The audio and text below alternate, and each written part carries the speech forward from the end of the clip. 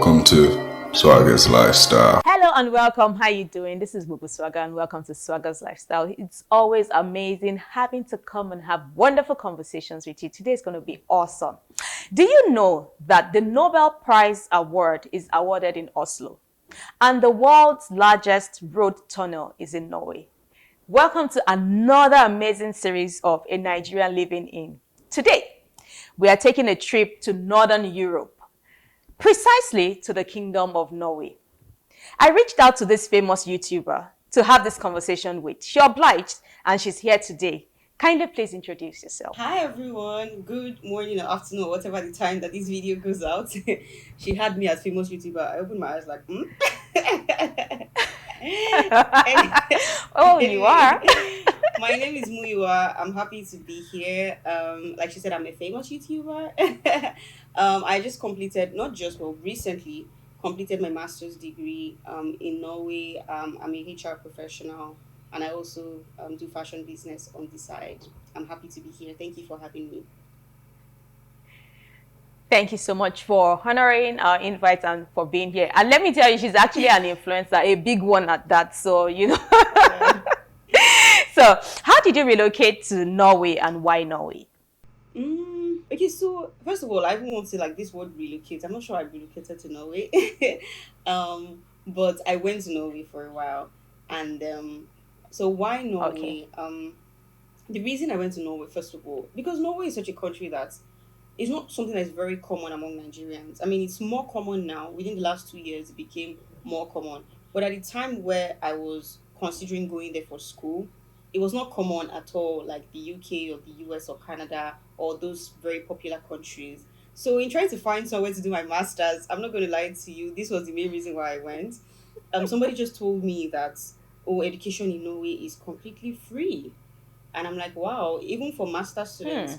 And the person said, yes. So I did my research, and I just went online immediately to just look for schools that were still open. And luckily for me, though most of the schools had even closed, luckily for me, there was one school that was still open and that didn't require any additional like exams like IELTS, TOEFL, or all those things. So I just applied, and then that's how I got my admission and found myself in Norway. Yes, that was how I went. But when I went there, I loved the country. So you went the freeway. You went the freeway. But I mean, I paid for other things now, so it's not really free completely. I paid for my flights and my accommodation and feeding and all those things, but the education itself was free. So that was great. It was free. Yeah. Wow. So that's what took me. Wow. Okay. So how was your application process and how were you able to settle down? Okay. The application process was very straightforward actually, which is why I was able to even do the application in the first place. At least for the school that I applied to and for most of the schools at the time. And even now, it was very straightforward. Like they just ask you for documents. They didn't even ask me for like letter of, some schools will tell you to write statement of purpose and all those things. Nothing, no. I just used my CV, my transcript, my certificate, and stuff like that, and proof of funds. Yes, I think the difficult part in the application for most people is the proof of funds, because even if the education is free, they want you to show proof that you can actually sustain yourself when you get to the country, because Norway is actually an expensive country to live in, one of the most expensive in the world to live in, right? So they want you to show they want you to show proof of funds that you can actually live in the country. So there's a certain amount that they ask you to show. So that's the part that was a bit difficult, that I realized is difficult for a lot of people. But aside that, it's a very straightforward application. They don't ask for letter, document, all those kind of like write essays or whatever. Just straightforward. Your normal school documents, your CV, proof of funds, passports, and you're good to go. Honestly, you're good to go. Yeah. Wow, that's great. So how were you able to settle down? Able to? Given that you are going to a new country and all of that. To be honest, right? Nigerians are good people. That's just what I'm going to say.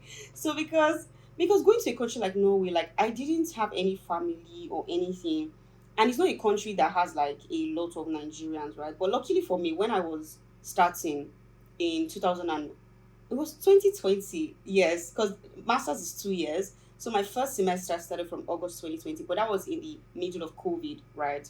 So the school told us that we should wait a bit till COVID subsided and they eased the restrictions on traveling, because there was restrictions on traveling. We couldn't travel even if we already had our visas. So we started schooling online. So my first semester was online. So one day, or the first day in class, I saw that there was one Nigerian guy in class. Like I just saw a Yoruba name. And if you know the joy in my heart, like I was already planning that after this class, I'm going to message this person. The person was already planning after this class because immediately the class was over, I got a text I'm from the going person to. before I was even able to send the text. So I decided to stay in Nigeria till like December before traveling, even though they eased the lockdown from like October for like essential travels like schooling and everything. So Okay. this person went in October, Mm-hmm. right before I went in December. So he and some Ah, other Nigerians that were there really helped me to settle in. I just want to shout out to all my Nigerian people, in Stavanger. Like they really helped me. So the day I landed at the airport, he came to meet me and helped me with my stuff to settle into my apartment, and then we went to buy because it was so cold. Oh my god, winter in Norway is the worst. It is the worst. hey, My fingers were wow. cold. My fingernails. It was so cold. So immediately we landed, and I took my things to Hmm. my room. He had to take me to where I could buy like coats, jackets, gloves because. And I was starving as Okay. well because the airplane food wasn't the best. I was so hungry. I was so cold. So Uh, really, it was the Nigerians there that helped me to settle in, and then I joined the Nigerian group. Somebody was kind enough to give me things that I needed, leg warmer, because there's this leg heater thing that I would just plug and put my legs inside. Because even in my room, and I put on the heater, I'm still cold. So hmm. the Nigerians were Wow. really good to me Wow. and to each other. So that was how we usually just help ourselves settle in. Even now, after I left, after my first year, rather, the second year, Hmm. by the time those people were resuming, people literally go to the airport. Like people volunteer to go to the airport to pick people that are arriving and all that. So I mean, it was really Wow. good. It's a That's very close knit kind. community, and they really help each other. So that's really amazing. Hmm.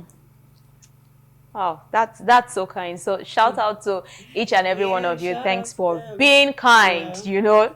Thanks for being kind. So tell us more about Norway, the people, culture, history, currency, everything. Tell us Okay. about Norway. So first of all, when I got to Norway, right, there were two things. Because it was COVID was just easing up. A lot of things were closed, places were closed. So when I got to my apartment, right, the next day I looked out the window. I'm like, nobody is Hmm. outside. Like literally, people were not outside. Nobody was walking on the streets.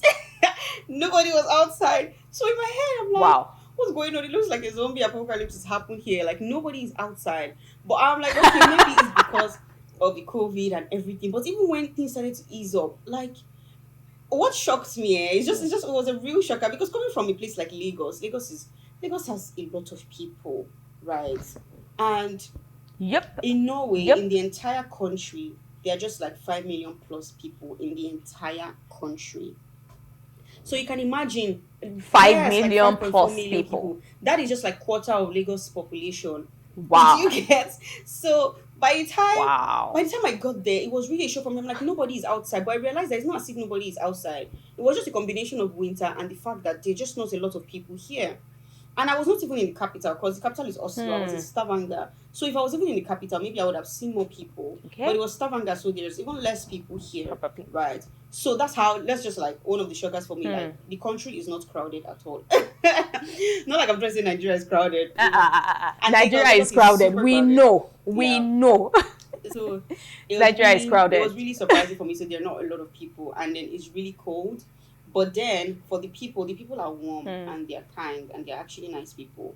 But the Oh, thing is, they are oh, that's very nice. what's the word? They like to mind their business and keep to themselves. So if you're not like part of Hmm. the community, you might feel very, very alone and lonely in a country like Norway. So that's just how it is. And it's not because they're not trying to be nice. When you talk to them, they're actually very nice. But they might not go out of their way to try to talk to you Hmm. first. That's the thing. That's just how their culture is. They just I get mind their you. business, everybody goes about their day. But it's more like them just giving you your privacy. Do you get? But it's not really that in your own mind, You know, you're in we Nigeria are that even when you're going on the busybodies. road, people on the road are greeting you. Even if they don't know you. Like Yes, we are busybodies. We don't mind our business. We're in the everybody's other business. as Even the in one so that the doesn't other day I went concern us, somewhere and we I are was there. entering a building and the person that was sitting downstairs was greeting me. Obviously I now remember that I'm like, I'm back to Nigeria, like this is how everybody greets, But it was very at first I'm like, why you greet me? I don't know you, but like I'm like, okay, I'm in Nigeria, everybody greets each other. But it's not like Norway, everybody's minding their business, people are going about their day. Like they don't really go out of their way to try to befriend you. but if you talk to them, they are nice, right? I get you. And there are not a lot of black people, especially in Stavanger where I was. I mean, in the capital, it's usually better because more people are there. But in Stavanger, there weren't a lot of black people. There were just a lot of more white people and stuff, which I didn't find as a problem, to be honest, because I mean, I have my community as well. So if I'm lonely or if I need to talk to somebody, like, I can so you are not just, alone. Speak to somebody. You have people, so, but it was a nice country. And it's very safe. Oh my God, Norway is a very safe country. One of the safest. Crime rates are really low. Like if you forget your stuff somewhere in a cafe or something, you can literally go back there hours later and it will still be there, or they would even contact you and try to find you, maybe hand it over to the police to give it to you. Like the thing will be there and nobody would actually steal it. Wow. Wow. So it's a very wow. I'm blown away. So what's their currency? Their currency, they spend Norwegian krone.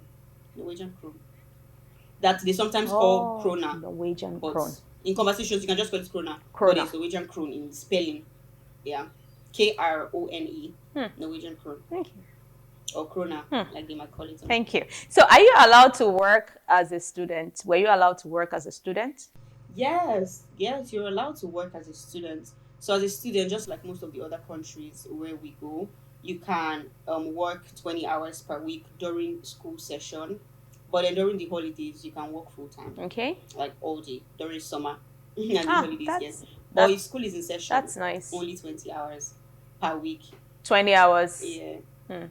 And then I wanted to say that. I mentioned that it was an expensive country to live in. But the good thing about it is that the wages and the pay is also high. Right. So they pay you to match the expenses. So I was speaking to some of my friends in Dublin and in other places. When I compare what they are earning per hour to what I was earning as a student, is very low. Like if they were offering students that kind of money in Norway, nobody's gonna take the job. Nobody's gonna take the job. So in Norway, they actually pay well. They pay you high enough to meet up with the high standard of living, and the taxes are also high. But then by the time they tax you and everything, the pay is still gonna be okay for you to pay your rent and still save, and then have like food and all these things. You will still have extra money from it when you work as a student. So all right, so what is the official language in Norway, and can you speak the language? They speak Norwegian a lot. Their default is Norwegian. In fact, going to Norway helps me to really see that people that stay in English speaking countries were living in a bubble where we just think that a lot of people speak English. Like we literally live in a bubble. I realized when I went there, because their default language is Norwegian. Though in school is English, like the lecturers lecture in English and everything. But every other place, airports, stores, everywhere, their default is Norwegian. So the only thing I remember very well, because I took Norwegian classes, but the thing about Norwegian classes is if you take it and you don't practice or you don't speak it over time, you're going to forget, because it's not the easiest language to learn. Wow. I won't lie to you, it's not the easiest language to learn at all. Wow. But I remember, when I was in school, another thing that didn't help me to retain the knowledge, I'm not making excuses, but I had a semester in the UK, an exchange semester. So by the time I finished learning Norwegian for a whole semester, and then I went to UK to speak English for one semester and came back, I could never remember anything that I had learned. So the only thing I actively remember is, do you speak English? So I know that when I go to a place and I do the greeting, hi, everything in Norwegian, and then they start speaking Norwegian, I just ask them in Norwegian, please, do you speak English? And that's snakker du engelsk? Like, do you speak English? And when I say, oh, snakker du engelsk? And they say, oh, yeah. And they just smile at me and switch. If I ask somebody and they say no, but hardly, I don't think it ever happened that I asked somebody and they said no. Most of them, they know how to speak English. They just always speak Norwegian as their default. Okay, so can you say, hello, my name is XYZ in Norwegian? Do I remember how to do this? This is shameful. Can I go to Google Translate? No, you can't. I've already given you snacker du engelsk. Okay. You cannot collect that. And you just leave it. Hi. And that's on period. No, please. I don't remember. Hey. Okay, so. No, my goodness. Okay. This is shameful. No, it's okay. Some people just don't have ears for language, and we understand. But there are some people that once you put them somewhere, they pick it within a week. So they are gifted. So these things is actually a gift. Yeah. Not even a skill, it's a gift. Yeah. So I understand. Yeah. So what do you call a person born in Norway? In Norwegian. What is Norway famous for? What is it famous for? Norway is a very beautiful Yes. country. So I think they are famous for their fjords. So there's something called fjords, even though it's spelled FJORDS. So it's like having Mm-hmm. mountains and waters, and it's really Norway is a very beautiful country. Like it looks like something out of the movies, like all these movies that you just watch, and people are on the Wow. mountains, and then there's water below, and it's just gushing, and it's just so nice, and it's looking heavenly. It's probably Norway. Hmm. So they are popular Wow. for that. So it's not like an artistic representation, it is It is real. real, like it is real. It's a very beautiful country. So they have like beautiful skies as well. So there's during the winter there are some places in Norway that the skies literally have different colors. Oh my god, what was it? The Northern Lights. Yes, it's called Hmm. Northern Lights. It's there in Norway. Like the skies is like it's like the rainbow Ah, comes up in the skies. So it's so wow. nice. So yeah, they are very famous for Wow. that. The fjords, the Northern Lights, and stuff like that. Very nice country, very Wow. beautiful. And they're famous for oil as Wow. well. Thank They you have so it's an much oil for country, sharing. it's an oil producing country. They're famous for Hmm. that. They're famous for oil production. They also have a lot of fish. In fact, most of the fish that we have in Nigeria, I think, is imported from there. So they also have a lot of fish. I was very surprised. Yeah. Really? So Hmm. those are some of the things that they are Hmm. famous for. That's very insightful. Mm-hmm. Hmm. Thanks for sharing. So what are their staple food, the traditional staple food in Norway? They like bread. They eat all sorts of bread. In fact, oh my god, let me tell you, they don't even have. You know how in Nigeria our Okay. bread, agege bread, white soft bread. White soft Mm-hmm. bread Mm-hmm. is the Mm-hmm. scarce type of bread. Like it's not what you can buy everywhere. You have to go to like some specific supermarkets for you to be able to buy white soft bread. Most of their bread is brown and it's Okay. hard. So I don't really understand. But I guess if you grow up in that kind of environment, you're kind of used to eating that kind of bread. Even though it's very healthy, they have a Yeah. very healthy eating lifestyle. To be honest, like they don't eat a lot of seasoning, they Hmm. eat a lot of healthy food. But this bread, like the thing confused me for a long time. I'm like, what do people enjoy in this bread? This bread is just brown and it's very hard. Like if they stole you with this bread, you can have an injury, you can faint. But like they eat it like with all sorts of things, cheese, jam, avocado. They really love to eat bread. Yeah, bread is their staple food. Hmm. All right. So what were the cultural shocks you experienced? Cultural shocks. So the Yes. first one is the what I talked about, that everybody just liking to keep to themselves and stuff like that. Mm-hmm. And then also the fact that they default to Norwegian first before English. Like even in airports, most of the time, like sometimes I'll be in the airport and they'll be making announcements in Norwegian, and I'm just like, you people should pity us and know that there are some English speaking people here. It's almost like they don't remember sometimes like that there are people that speak English in this place. And another cultural shock for me is that they're not in a hurry to do anything. How do I put it? This, Hmm. not that they are lazy, not at all, they are not lazy. But this air of hustle that we have in Nigeria, that everybody's just It's not there. They take hustling, is life not there at all. They live a easy. very peaceful Hmm. life. They live a very peaceful Hmm. life. Like places close early. They don't open on weekends. In Nigeria, like some places don't, some shops don't open on Ah, they weekends. don't Oh. open on Some shops don't weekends. open on weekends. Like some open on weekends, maybe Saturdays. On Wow. Sundays, they don't open at all. Right? And you Hmm. know that in Nigeria, that was so weird for me because in fact there was the first Sunday I went to go and try to buy something, and that day I didn't even have any food. I got there and realized everywhere was closed. I was so surprised. I called my friend and said, Daddy, don't open on Sundays in this place. Everybody's resting. And so sometimes when there's public holiday, they don't open on public holidays at all. Public holidays in Nigeria only works for like corporates. Wow. Like it's people that go to office that open public Yes. holidays. You go to the Yes. store, supermarket, Yes. everybody's open. Yes. Outside is very normal. You. But here, Yeah. if you go outside public holidays, That's you true. know that is a public holiday because nobody is open, including stores. Right? They don't open. So like if you have public holiday like Monday, Hmm. Tuesday, from like Friday, people just go and buy all their things. You see the supermarkets are full Friday, Saturday, because from Sunday to like maybe next Wednesday before they're going to open again, right? So that really shocks me. So there is no people take their rest. I'm It's shocked. very surprising because coming from Lagos, like the hustle, the Do you energy get is like how would you not? exactly. How won't How you would go you go out? out? Because Why would you be sitting down there? exactly. And, Why? and they don't How? open too early in the morning. Like, here that maybe 7 or 8 stores have already opened. It's not like that for all the stores. Some stores open as early as 8, but most of them like 9, right? Hmm. Maybe some even 10 before they open. And the people that close early, they don't work till like very late at night. I mean, some corporate offices maybe, but most of them they don't overwork themselves. That's just what I'm trying to say.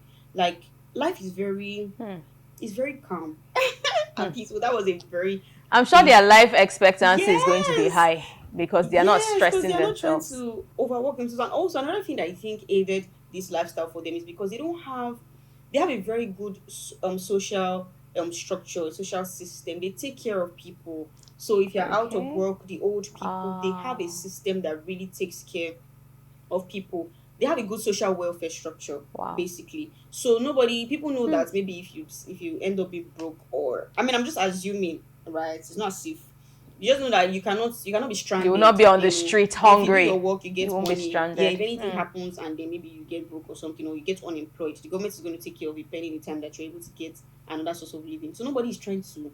They don't have like extremely poor people or extremely rich people. People are like, people are good. They're good. Like they have enough money to take care Hmm. of themselves, and they're not trying to overdo it, like amass. Do you get? So it was really a I shock for get you. me. Like there were times that I would just sit down to think about it, like, this life that these people are living, I only wish that our government could do us better like this. Like, oh my god. So many times I just sit down and be thinking, I'm like, Hey, Nigerian government, God will save us, honestly. And we need to save ourselves. let's have hope. I have hope. I think probably maybe the whole life of pressure and hustle, maybe we're actually traumatized and we do We do not know. not know. I think No, we life are is supposed to actually be traumatized and lived we do with not know. That's the ease. worst part. Do you know? I'm sorry that my voice has gone up in this part because this thing, I cannot explain how many times I really sat down to think about it because it pained me. Like I was pained. The other Hmm. day I was just passing by a fuel station around 4 a.m. In Nigeria here, and I saw that somebody was just there queuing to for fuel. Yeah. And I remembered again this home I living in Norway. I'm like, this thing we have a bad life. People know that they have a bad life, but they don't know the extent of it. Like they don't even know the extent of it because in a place like That's Norway, true. you just be like, "Hey God, is this how life is for you people? You people don't know what you have. You people don't." Nah, that it shocked me. Oh my It proper days. shocked me. Honestly, I'm like, wow. So this is how people are living. Wow, wow, Ah, yeah. wow. Thanks for sharing. So, what did you have to unlearn to relearn while living in Norway? Hmm.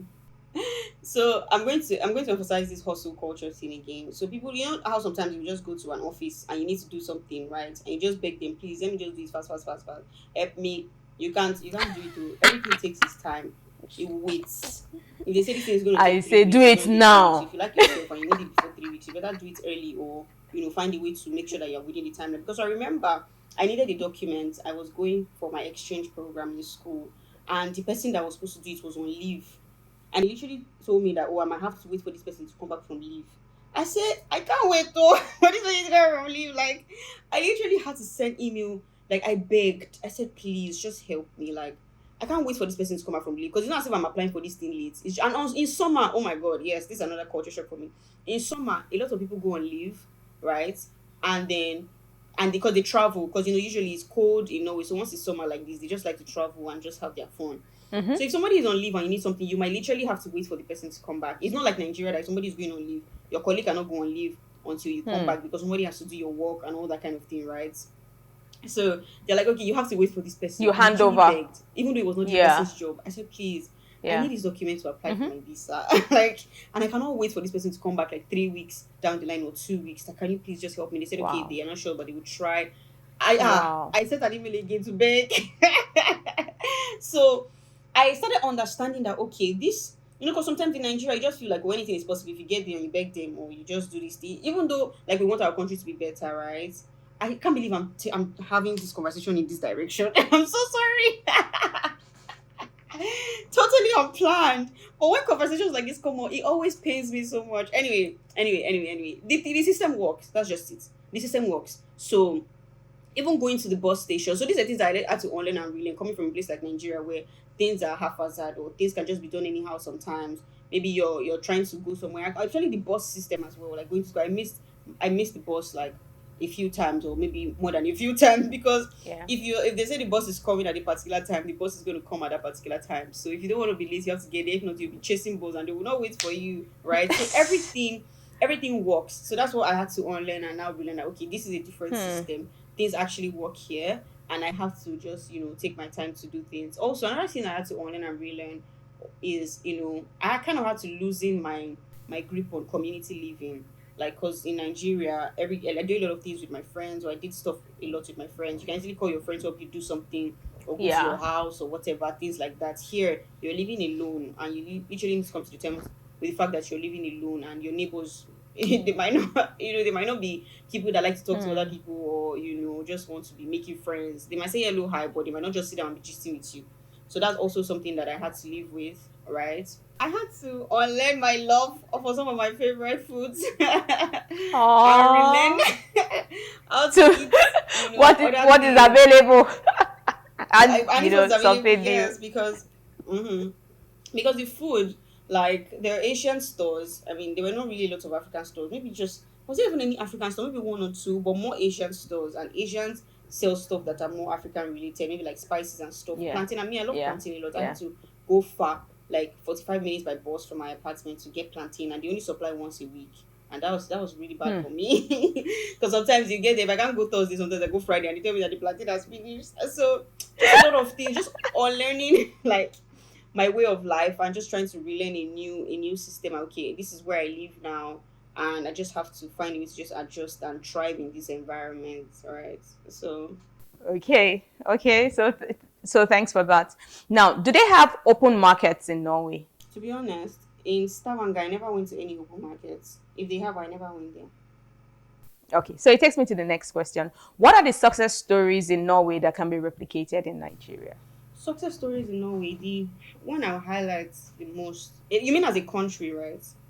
Yeah. Yes, as a country. Mhm. They are a oil producing country, just like Nigeria, right? But as you know, let me not say bad things about my country. As you know how our oil producing thing has gone and where we are now as a country. It is something that we can learn from the Norwegians, how they when they found oil in their country many years ago, they knew that okay, this might not always be here. So they maximized that resource.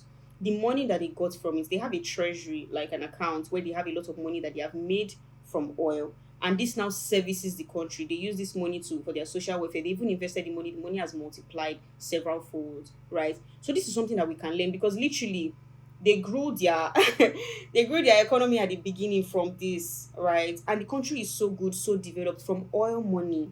And this is something that we can do in Nigeria, but we're just not doing, right? So I'm just gonna keep it at that, because if I go deeper into this conversation, I'm just going to get angry.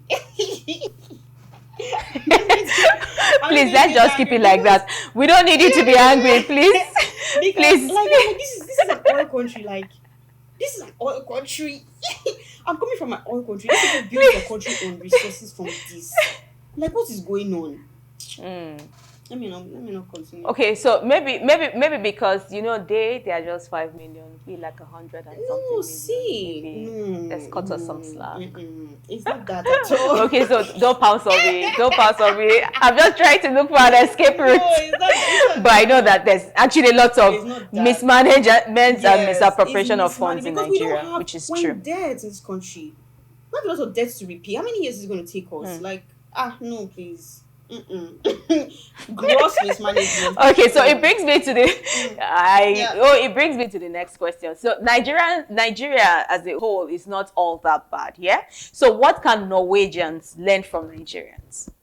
So as much as they are very nice, and they are friendly people, they still always default to people like them, right? And what do I mean? Let me have a practical example. For instance, if you're applying for a job or something, because they are not primarily English speaking, Okay. most times they always prefer somebody that speaks Norwegian, even if you might be able to do the job well. Even if you're not Norwegian speaking, might be able to do the job very well. They always default to somebody that is more Norwegian speaking, especially if it's not an international company, right? And even if it's a role that you can do speaking only English, they might just default to a Norwegian person, Okay. because they feel like, because I had somebody that shared an experience with me. The person was not Norwegian, and even though it was fit for the job, they just felt like Okay. during break or stuff like that, how will you socialize with people because you don't speak Norwegian? You're not really like you're an international person. You don't really understand the culture, that kind of thing. But I'm like, give this boy a chance. He can do the job, right? Like these students, this is not going to impact on his output. Do you get? And also just the fact that I feel like in Nigeria, Nigerians are just more open to strangers and more communal. The not minding business thing, it always pans out good sometimes because if you need help, if you're in trouble, you can easily just count on people to just rally around you and just help you to get stuff done, right? Regardless of if you're a different tribe than them. Even though Nigerians, we always have tribal arguments all the time, Yeah. but still, when it comes to it, like people always, yeah, they're always accommodating. Yeah. So they're We always are accommodating. So I think that that's something that maybe Norwegians can learn to do better. You don't want to tell them to learn the hustle spirit. Okay, we all know that. No. We don't want to hustle again. I'm not tired of hustling. I'm telling you, the baby girl life, please. Soft life and nothing more. Soft life, exactly. So no, they should not learn the hustle spirit, please. What did you miss about Nigeria? Egusi, ogbono, plantain, atar. Okay, no, they had pepper, and the pepper is even very peppery. I miss my family. I miss the food. I miss the weather. So as much as I say that, or we say that Nigeria is hot, or Lagos is hot, or anywhere Nigeria is hot, I will still take this weather over the cold weather where I was wearing 4 layers or 5 layers of clothing just so that I will not faint or so that I will survive. But I miss the weather and the food and my friends and family very, very, very much. Those are the things I miss the most. And the music, just the life, just the life in Nigeria, like just Nigerian life. I really love. I think I'm sure as in minus the hustle and bustle. Yeah, of course. Of course. Minus the no lights and the hustle and bustle, right? I really that you can just go out and buy suya. Like just little things. You realize that they're not that little. By the time you can't have them. So yeah, those are the things that I really missed. About yeah. So what are the tourist attractions in Norway? Tourist attractions, the fjords, where the northern lights, the fjords, and where the northern lights shows, because it doesn't happen everywhere. So those are the top 2 that come to mind. Yeah. So if I'm going to Norway, it's only just go and see mountains and because there are probably other tourist attractions. Okay. There's nothing quite like this. Okay. Yeah. Okay. Thanks for sharing. So, what don't you like about living in Norway? What don't I like about living in Norway? Yes. What didn't you like about living in Norway? I think I might have mentioned a few of that already. The cold. I didn't really like the cold. That it was really cold. I didn't really like that. Yeah, I think that's my main thing. In fact, no, the cold, the food. the quiet life, like they live a very quiet life. If you're not someone that wants to live a quiet life, especially Stavanger where I was, because I didn't live in Oslo or Bergen or places that are more populated than Stavanger, so I can't really see how life is there, but I figure it will be more bubbly. But Stavanger is a very quiet what I used to say, quiet place. Like it's like living in a country or something. Like it just quiet. They live a quiet life, so I didn't really like that. No, I was not used to it. Not that I didn't really like it, but I wasn't used to it. I was used to the city life and that kind of thing. So yeah, and the colds, no, nah. Oh. Thank you so much. Thank you so much. So thank you so much for honoring our invites and for coming on the show today to have this wonderful conversation. I've actually learned a lot about Norway and living in Norway. So the reason why we're doing this series is actually to showcase Nigerians living out of Nigeria that are doing amazing and very, very, they are responsible, they are good ambassadors of the country, and they're flying our flag in a positive way. So the truth is that it's not all Nigerians that live out of Nigeria that are into, all the unprintable names that people, like to, label us with. We have Nigerians that are legit. They are in their countries, in your own countries, doing the right thing.